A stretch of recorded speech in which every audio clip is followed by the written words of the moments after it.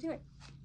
Good morning. This is Rosie with Scarlet today, Redwork Plus, and my assistant Connie.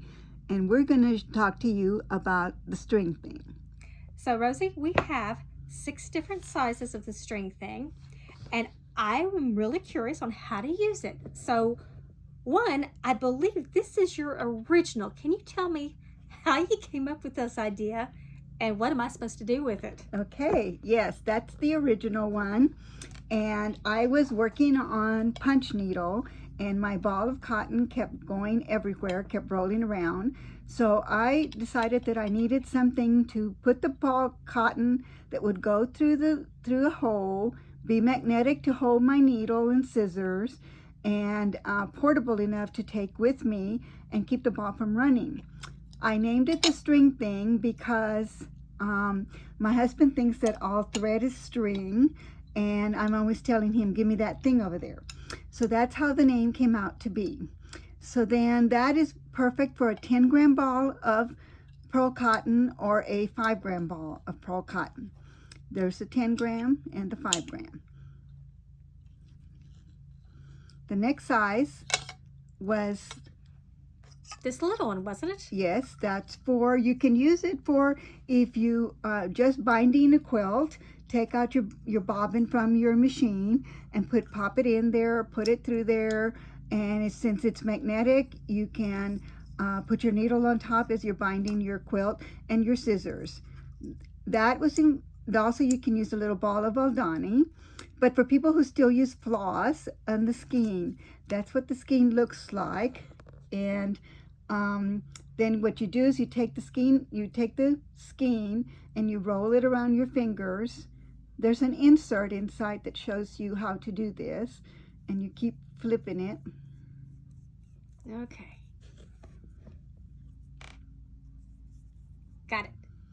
And you drop it into the tin. Bring it over here, you can't see it.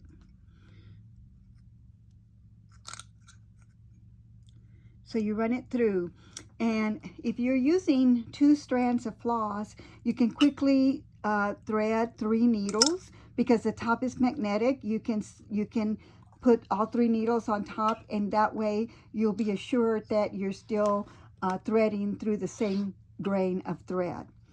Okay, so then that's the string thing. Then the next size was the 103. The big one. The big one, 104 and the 103. The previous company, I used to sell the 50-gram balls, which I still have a few of. And so I came up with the 50-gram ball. You don't have to take it out, yeah. It fits in there perfectly. And for the skein, which is the big one over here, that you can put a skein of floss.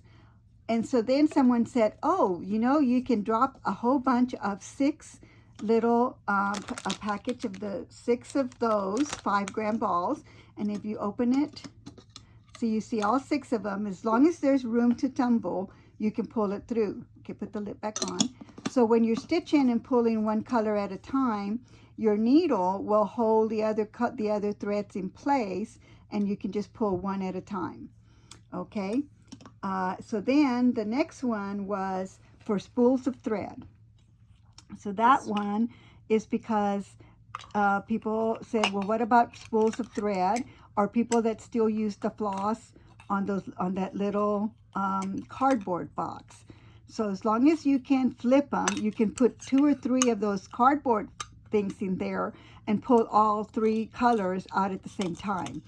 Then someone says, well, that one's not big enough to put big spools of thread. So I came up with that one. And as I progressed teaching, I always tell students that just like a pattern tells you 1 strand, 2 strands, then you need to make sure you have some size 12 and size 16 pearl cotton. So that new one holds 2 little balls of 5-gram balls in there, or you can put a 10-gram ball and a 5-gram ball. And usually the 10-gram ball is the size 12 and the size 16 is the 5-gram for when you have to switch between 2 strands and 1 strand. And since everything is magnetic, scissors and needle threaders all fit on top.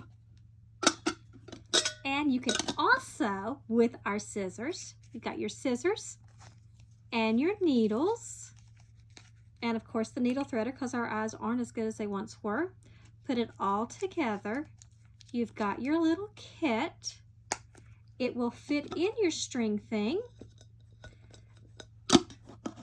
And close it up. You're good to go. You can travel with it and enjoy it. Have fun.